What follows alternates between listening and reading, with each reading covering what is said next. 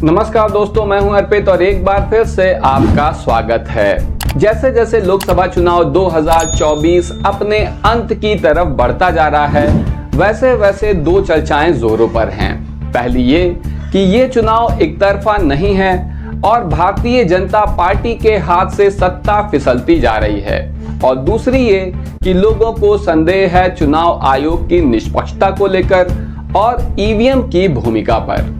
आज हम इन्हीं दो विषयों पर चर्चा करेंगे और इसके अलावा आज मेरे पास अमेरिकन मीडिया का एक सर्वे है जो भारतीय चुनाव को, भारतीय इलेक्शन को लेकर है कि आने वाले समय में किस पार्टी की सरकार बनने जा रही है या किसी को बहुमत मिलने जा रहा है तो वो कौन है, और इसे मैंने प्रेजेंटेशन के माध्यम में आपके सामने प्रस्तुत आज करने जा रहा हूँ। ये डेटा मैंने ट्विटर से लिया हुआ है, तो आइए चलिए पहले हम इस डेटा को देख लेते हैं कि अमेरिकन मीडिया के हिसाब से यहाँ पर किसकी सरकार भारत में बनने जा रही है।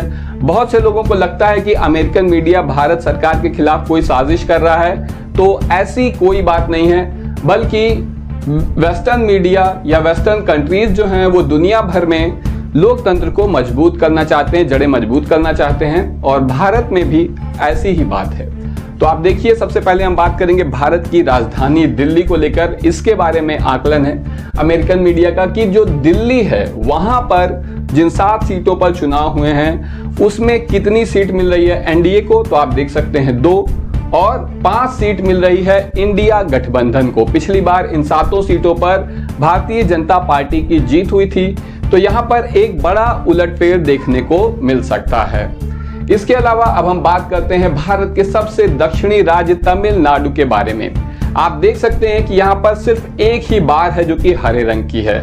आपको दिखा दें, यहाँ पर जो नारंगी रंग है, ऑरेंज कलर है, ये एनडीए का है, और जो ग्रीन कलर है ये यहाँ पर मैंने प्रेजेंट किया है इंडिया गठबंधन को। तो तमिलनाडु में यहाँ पर 39 सीट है, 39 की 39 इंडिया गठबंधन जीत रहा है। एनडीए को यहाँ कोई सीट नहीं मिल रही है, इसीलिए यहाँ पर ऑरेंज बार नहीं है।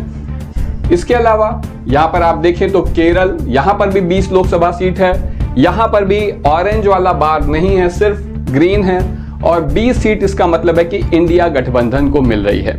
इसके पीछे वजह बिल्कुल स्पष्ट है कि भारतीय जनता पार्टी का कोई अस्तित्व नहीं है दक्षिण भारत के राज्यों में, खासतौर से केरल, तमिलनाडु, आंध्र प्रदेश वगैरह में।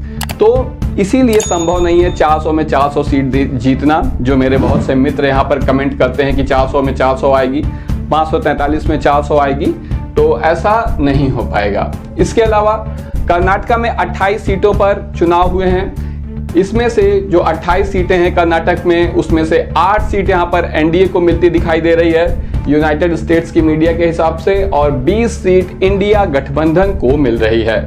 कर्नाटक में आपको बता दें कि यहाँ कांग्रेस की सरकार है। इसके अलावा अब हम बात करते हैं आंध्र प्रदेश की। आंध्र प्रदेश भी दक्षिण भारत का एक बहुत ही महत्वपूर्ण राज्य है। बहुत सारी जो हम लोग तेलुगु मूवीज देखते हैं, या जिसे हम लोग साउथ इंडियन मूवी कहते हैं, उसमें ज्यादातर तेलुगु मूवी होती हैं, और ये आंध्र प्रदेश और तेलंगाना की राजधानी हैदराबाद है, वहाँ फिल्म सिटी है, वहाँ पर शूट होती हैं। तो आंध्र प्रदेश में 25 लोकसभा सीट है, आप देख सकते हैं। यहाँ पर भारतीय जनता पार्टी के एनडीए को 9 सीट मिल रही है, इंडिया गठबंधन को सिर्फ 1 सीट से काम चलाना होगा यहाँ पर, ऐसा अनुमान है यहाँ पर मीडिया का, और 15 सीट यहाँ पर मिल रही है अन्य को। अन्य मतलब यहाँ पर वाईएसआर कांग्रेस यहाँ की प्रमुख पार्टी है, जगन मोहन रेड्डी उसके मुखिया हैं, और ये काफी अच्छा प्रदर्शन करेंगे ऐसा लग रहा है। और ये जो 25 सीटें हैं, आपको बता दें कि यहाँ पर इनके साथ साथ विधानसभा का चुनाव भी हो रहा है। आंध्र प्रदेश में कांग्रेस की तरह ही भारतीय जनता पार्टी का भी कोई अस्तित्व नहीं है, लेकिन भारतीय जनता पार्टी ने यहाँ पर गठबंधन किया है तेलुगु देशम से, जिसके मुखिया हैं चंद्रबाबू नायडू, और इसके अलावा जनसेना एक नई पार्टी बनी है, पवन कल्याण एक्टर हैं उनकी, जो कि काफी लोकप्रिय अभिनेता है यहाँ पर। तो इस वजह से यहाँ पर एनडीए को 9 सीट मिल रही है, इंडिया को 1 मिल रही है, और 15 सीट अन्य के खाते में यानी वाईएसआर कांग्रेस के खाते में है, क्योंकि वो ना तो एनडीए का हिस्सा है ना ही इंडिया का। इसके अलावा तेलंगाना में 17 लोकसभा सीट है, और इन 17 लोकसभा सीटों में से 4 एनडीए को मिल रही है, 10 इंडिया गठबंधन को मिल रही है, और 3 अन्य को मिल रही है। तेलंगाना की ही राजधानी है हैदराबाद, जहां से असदुद्दीन ओवैसी लड़ते हैं। जो किसी भी गठबंधन का हिस्सा नहीं है, तो इन 3 में से 1 सीट उनकी है। 2 सीट यहाँ पर चंद्रशेखर राव की हो सकती है, उनकी पार्टी को हो सकती है, जो कि पहले तेलंगाना के बहुत बड़े नेता थे लेकिन अब उनकी राजनीति ढलान पर है। इसके अलावा यहाँ पर एनडीए की 4 सीट आ रही है और इंडिया गठबंधन को 10 सीट मिलती दिख रही है।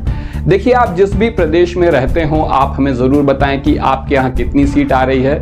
इसके अलावा आपने जहां वोट दिया है, यानी जिस लोकसभा क्षेत्र में आपने वोट दिया है, वहां कौन सी पार्टी जीत रही है, ये भी हमें कमेंट सेक्शन में ज़रूर बताइए। क्योंकि ये सर्वे तो यूनाइटेड स्टेट्स की, अमेरिका की जो है मीडिया का है। एक सर्वे हमारे लोकल दर्शकों द्वारा चलता है, जिस पर मैं सबसे ज़्यादा भरोसा करता हूँ, क्योंकि आप अपने क्षेत्र के बारे में बता रहे होते हैं, जिसकी जानकारी आपको सबसे ज़्यादा होती है। तो अब हम बात करेंगे महाराष्ट्र की। महाराष्ट्र में 48 लोकसभा सीट है। पिछली बार भाजपा ने शिवसेना के साथ मिलकर यहां पर 40 से अधिक सीटें जीती थीं, लेकिन इस बार शिवसेना अलग है, इंडिया गठबंधन के साथ है और भाजपा को यहां पर सिर्फ 17 सीट मिल रही है। 29 सीट इंडिया गठबंधन को मिल रही है, जिसमें कांग्रेस, एनसीपी और शिवसेना शामिल हैं। एनसीपी और शिवसेना को छोड़कर जो लोग भाजपा में चले गए हैं, पार्टियों को तोड़कर, वो भाजपा के यहाँ साथ हैं, लेकिन उसका फायदा भाजपा को मिलता दिखाई नहीं दे रहा है। 2 अन्य पार्टियां हैं जो कि मराठा आंदोलन से जुड़ी हुई क्षेत्रीय पार्टियां हैं, इनको भी यहाँ पर 2 सीट मिलती दिखाई गई है। इसके अलावा 26 लोकसभा सीट है गुजरात पे, और ये प्रधानमंत्री मोदी का क्षेत्र है, गृह मंत्री अमित शाह का क्षेत्र है। पिछले चुनाव में यहाँ 26 में 26 सीट जीती थी भारतीय जनता पार्टी ने। इस बार 3 सीटों का नुकसान हो रहा है। 23 सीट मिल रही है भाजपा को और 3 सीट मिल रही है इंडिया गठबंधन को। राजस्थान में 25 सीट है। पिछले लोकसभा में भारतीय जनता पार्टी ने 24 सीट यहाँ पर जीत ली थी। इस बार यहाँ भाजपा को बड़ा नुकसान हो रहा है। 15 सीट यहाँ पर आ रही है एनडीए के लिए, भारतीय जनता पार्टी के लिए, और 10 सीट यहाँ पर इंडिया गठबंधन को मिल रही है। मतलब है कि कांग्रेस अच्छा प्रदर्शन कर रही है। आप में से जो भी साथी हमारे राजस्थान से जुड़े हों तो वो हमें जरूर बताएं कि क्या इस डेटा पर कितनी सच्चाई है, उन्हें क्या लगता है कि किस पार्टी को कितनी सीट मिलेगी।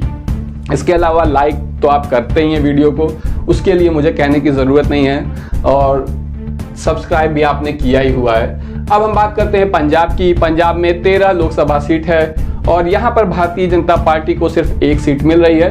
पंजाब में परंपरागत रूप से भाजपा बहुत कमजोर है। पिछले चुनाव में भी 2 ही सीट जीती थी।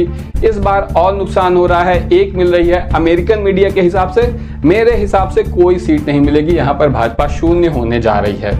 10 सीट यहाँ पर मिल रही है इंडिया गठबंधन को और 2 सीट मिल रही है अन्य राजनीतिक दलों को, जिसमें शिरोमणि अकाली दल प्रमुख हैं। हरियाणा में 10 लोकसभा सीट है और ये जो 10 लोकसभा सीटें हैं, इसमें से पिछली बार भाजपा ने 10 की 10 जीत ली थी, लेकिन इस बार यहाँ पर भाजपा को सिर्फ 2 सीट मिलती दिख रही है और 8 सीट इंडिया गठबंधन के खाते में जा रही है। अगर हमारे हरियाणा से कुछ साथी हो तो बताएं, क्योंकि एक बहुत बड़ा बदलाव कहा जा रहा है। तो इसमें कितनी सच्चाई है आप हमें कमेंट सेक्शन में बताएं। मेरा मानना है कि अमेरिकन मीडिया काफ़ी विश्वसनीय है, कम से कम भारतीय मीडिया से तो कहीं ज़्यादा, जिसका काम केवल एक प्रोपेगेंडा को आगे बढ़ाने का है। इसके बाद हम जम्मू कश्मीर की बात करें। जम्मू कश्मीर में 6 लोकसभा सीट है। जम्मू कश्मीर में जिन 6 लोकसभा सीटों पर चुनाव हो रहे हैं, उसमें से 2 एनडीए के खाते में जा रही है और 4 इंडिया गठबंधन के खाते में। हिमाचल में, यहाँ जम्मू कश्मीर के बारे में आपको बता दें कि जम्मू कश्मीर अब कोई प्रदेश नहीं है, केंद्र शासित प्रदेश है, और यहाँ पर जो 6 लोकसभा सीट थी जम्मू कश्मीर में अब 5 है।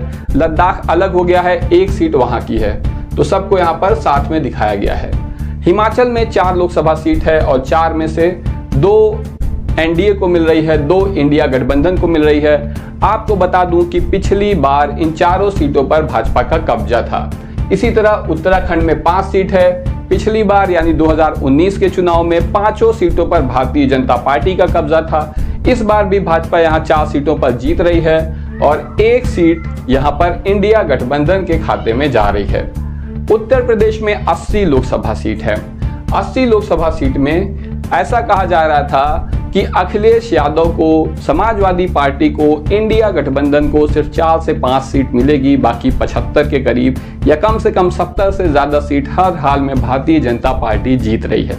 लेकिन मेरा भी ऐसा मानना था कि ऐसा नहीं है, यहाँ पर इंडिया गठबंधन अखिलेश यादव के नेतृत्व में कड़ी टक्कर देगा भाजपा को। और अब आप देख रहे हैं कि यहाँ पर वेस्टर्न मीडिया के द्वारा भी, अमेरिकन मीडिया के द्वारा भी इस बात की तस्दीक की गई है कि यहाँ पर जबरदस्त मुकाबला है। हालांकि भारतीय जनता पार्टी सबसे बड़ी पार्टी होगी, सबसे अधिक सीटें जीतेगी, 54 सीट जीत रही है। 24 सीट यहाँ पर इंडिया गठबंधन जीत रही है और 2 सीट अन्य के खाते में जा रही है, जिसमें बसपा हो सकती है।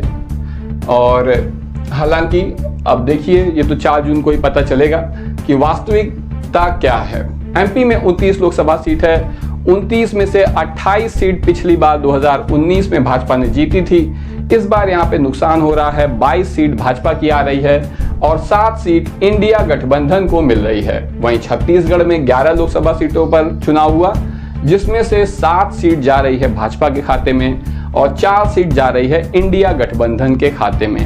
आप अगर छत्तीसगढ़, मध्य प्रदेश या उत्तर प्रदेश जहां के भी हों, तो आप हमें कमेंट सेक्शन में जरूर बताइए कि इस बारे में आपका क्या कहना है और आपके लोकसभा क्षेत्र में कौन सी पार्टी जीत रही है।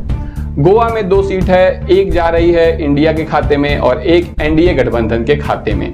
इसी तरह बिहार में 40 लोकसभा सीट है। पिछली बार भाजपा ने 40 में से 39 सीट जीत ली थी और इस बार मीडिया ने पहले ही कह दिया था कि तेजस्वी यादव कुछ नहीं है, उनके बस का कुछ नहीं है। लालू यादव राजनीति से संन्यास ले चुके हैं लगभग और अब यहाँ पर भाजपा के लिए क्लीन स्वीप करना बहुत आसान होगा फिर से, लेकिन ऐसा होता नजर नहीं आ रहा है। तेजस्वी यादव के नेतृत्व में इंडिया गठबंधन यहाँ जबरदस्त प्रदर्शन कर रहा है और 22 सीट यहाँ पर भाजपा को मिल रही है और 18 सीट इंडिया गठबंधन को मिल रही है।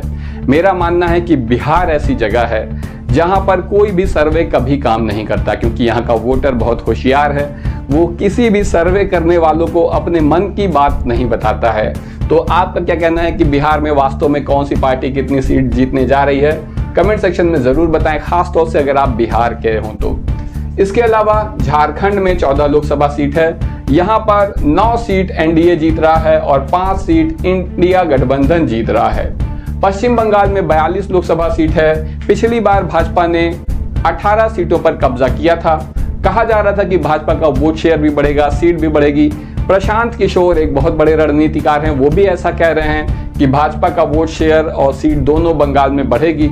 लेकिन मेरा भी ऐसा ही आकलन था और आप देखें अमेरिकन मीडिया भी ऐसा ही दिखा रही है कि 12 लोकसभा सीट इस बार यहाँ पर भाजपा को मिलेगी और 30 सीट यहाँ पर इंडिया गठबंधन को तृणमूल कांग्रेस की ममता बनर्जी के नेतृत्व में मिलने जा रही है।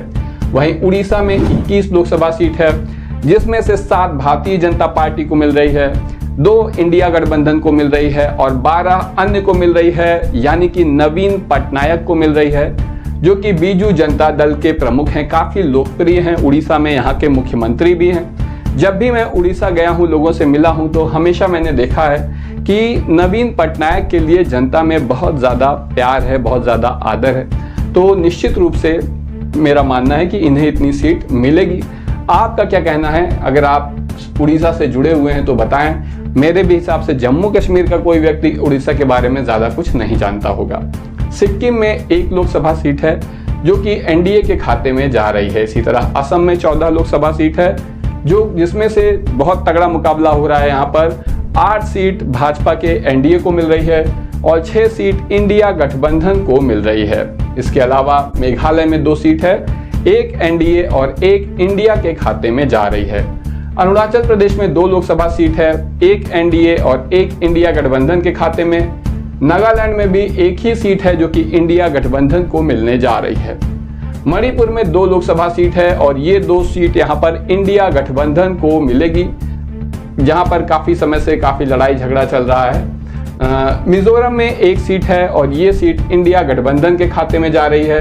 त्रिपुरा में 2 सीट है, 1 एनडीए और 1 इंडिया गठबंधन के खाते में जा रही है। इसी तरह अब हम कुछ केंद्र शासित प्रदेश जो हैं भारत के, दिल्ली, हालांकि दिल्ली भी एक केंद्र शासित प्रदेश है। अंडमान एंड निकोबार में 1 सीट है और ये सीट इंडिया गठबंधन के खाते में जा रही है। लक्षद्वीप में भी 1 सीट है और इंडिया गठबंधन को मिल रही है। पौंडीचेरी में 1 सीट है। मैंने अपने सर्वे में ऐसा बताया था कि ये जो है एनडीए को मिल रही है, लेकिन अमेरिकन मीडिया के हिसाब से ये सीट इंडिया गठबंधन को मिल रही है। तो आप ऐसा ना कहिएगा कि आपने तो कहा था एनडीए को मिलेगी, इसमें मैं कुछ नहीं कर सकता हूँ, ये डेटा मेरा नहीं है। दादरा और नगर हवेली, दमन और दीव में 2 सीट है, दोनों एनडीए के खाते में जा रही है। इसके अलावा चंडीगढ़ में 1 सीट है जो कि इंडिया गठबंधन के खाते में जा रही है। और अगर कुल सीटों को देखा जाए तो 543 लोकसभा सीटों में से 237 सीट भारतीय जनता पार्टी के एनडीए को मिल रही है, 270 सीट इंडिया गठबंधन को मिल रही है और 36 सीट अन्य के खाते में जा रही है। आपको पता है कि 272 सीट चाहिए पूर्ण बहुमत के लिए सरकार बनाने के लिए, और यहाँ पर 2 सीट कम है इंडिया गठबंधन की। भारतीय जनता पार्टी काफी पीछे छूट गई है। अगर इसे अन्य का भी पूरा सहयोग मिल जाए तभी जो है ये यहाँ पर फाइट में आ सकती है और सरकार बना सकती है। हालांकि ऐसा होना कोई बहुत आसान बात नहीं है। इसके अलावा एक बात और खास है कि जो मैंने कहा कि चुनाव आयोग की निष्पक्षता को लेकर सवाल उठते हैं, इसके बारे में हम बात करेंगे। ईवीएम की भूमिका को लेकर बात करेंगे, क्योंकि बहुत से हमारे साथी डरते हैं और कहते हैं कि आप यहाँ पर जो भी डेटा बता रहे हैं या जो भी बातें हो रही हैं, लेकिन वास्तव में चुनाव आयोग और ईवीएम की वजह से चीज़ें बिगड़ सकती हैं। तो दोस्तों, यहाँ पर मैं पूरी जिम्मेदारी के साथ ये कहना चाहता हूँ कि अभी तक किसी भी विपक्षी दल ने, बड़े दल ने कोई बड़ा कदम ईवीएम के खिलाफ उठाया नहीं है। जो कुछ भी किया गया है वो इंडिविजुअल यानी एक एक लोगों के द्वारा किया गया है, आमतौर पे सामाजिक कार्यकर्ताओं के द्वारा किया गया है। इसलिए ईवीएम को लेकर बहुत ज़्यादा परेशान होने की ज़रूरत नहीं है, क्योंकि हमसे और आपसे ज़्यादा चिंता यहाँ पर कांग्रेस को, समाजवादी पार्टी को और जो भी अरविंद केजरीवाल जी को, ममता बनर्जी, इन लोग को हमसे ज़्यादा चिंता है, हमसे आपसे ज़्यादा चिंता है। तो अगर उन्हें लगता कि ईवीएम में कोई समस्या है तो वो चुनाव का बहिष्कार करने जैसे बड़े कदम भी उठा सकते हैं और भी बहुत कुछ कर सकते हैं, धरना कर सकते हैं, चक्का जाम कर सकते हैं। काफ़ी बड़ी ताकत होती है इन राजनीतिक दलों की, लेकिन उन्होंने कुछ ऐसा नहीं किया है। तो इसका मतलब है कि वो भी काफ़ी हद तक ईवीएम के प्रति आश्वस्त हैं। इसके अलावा एक बात और है, मैं ऐसा चाहता हूं कि ईवीएम से चुनाव ना कराया जाए। इसके पीछे वजह बिल्कुल स्पष्ट है कि लोकतंत्र में सबसे ज़्यादा महत्वपूर्ण अगर कोई चीज़ है तो वो है जनता का भरोसा। अगर हमारे देश में इतने सारे लोगों को ऐसा लगता है कि ईवीएम भरोसेमंद नहीं है, तो ऐसी कोई मजबूरी नहीं है कि हम ईवीएम से ही चुनाव कराने पर अड़े रहें। तो आज के लिए बस इतना ही। आपका इस अमेरिकन मीडिया के सर्वे के बारे में क्या विचार है, ये कितना सही है, कितना गलत है, कमेंट सेक्शन में ज़रूर बताएं। और आपके यहाँ कौन जीत रहा है ये भी कमेंट करके ज़रूर बताएं। आज के लिए बस इतना ही। धन्यवाद।